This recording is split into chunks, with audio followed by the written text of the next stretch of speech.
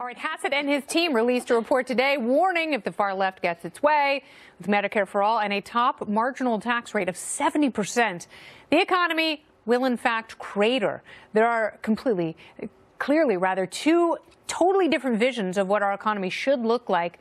So who should win? Joining me now, CIO of Kingsview Asset Management and Fox News contributor, it is Scott Martin. Naughty Scotty, tell me the truth, my friend. The truth is going to hurt, I think, the Democrats, Kennedy. But, you know, I understand the position they're taking because they can't run on letting the economy do what it's doing, as, you know, you pointed out with some of the numbers there. Wage growth now heading towards 4%. Consumer confidence, as you mentioned, very good. Business confidence, too, at multi-year highs. The economy, as Kevin Hassett said, you know, running on the old economy, which is America. You know, running actually as America should run and not being fearful of the government. So the Democrats, to me, Kennedy, probably have to run on this controlling, invasive kind of governmental knows best or government knows best, governmental policies will take care of you thing, because they can't run on good economic data because the Republicans can claim credit for it. If they were smart, they would talk about compounding the economic growth with their great ideas, but they're not doing that. And in fact, these far left policies, they certainly stifle economic growth, but they also are a hard sell in a good economy, which, you know, it makes you wonder why there isn't one person who's, you know, and they all do it. They all say, you know, we need big government, trillions of dollars in Medicare for all. Healthcare is a right. We need to take over entire sectors. And then they all add on, but I'm a capitalist. And I don't think they know what that word means. No, and I'll tell you, I think they ignore those surveys. You mentioned the 70% of Americans or so that say the economy's good.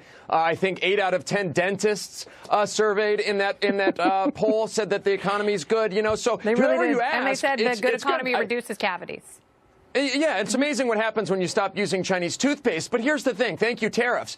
But you're right. I mean, when you ignore those polls and ignore real data, if you're running on this, Medicare for all and everything needs to be taken away from privatization because the government is going to take care of you in a better way than, say, corporate America will or free markets will, you run the risk of being out of touch and alienating voters who are actually finding benefit in their 401ks, in their wage growth. You know what? My job's not bad. I thought of an analogy today, because oftentimes, especially with these statists, these big government people, they see the failure, the repeated failure of bureaucracies, and their knee-jerk reaction is to throw more government at the bureaucracy.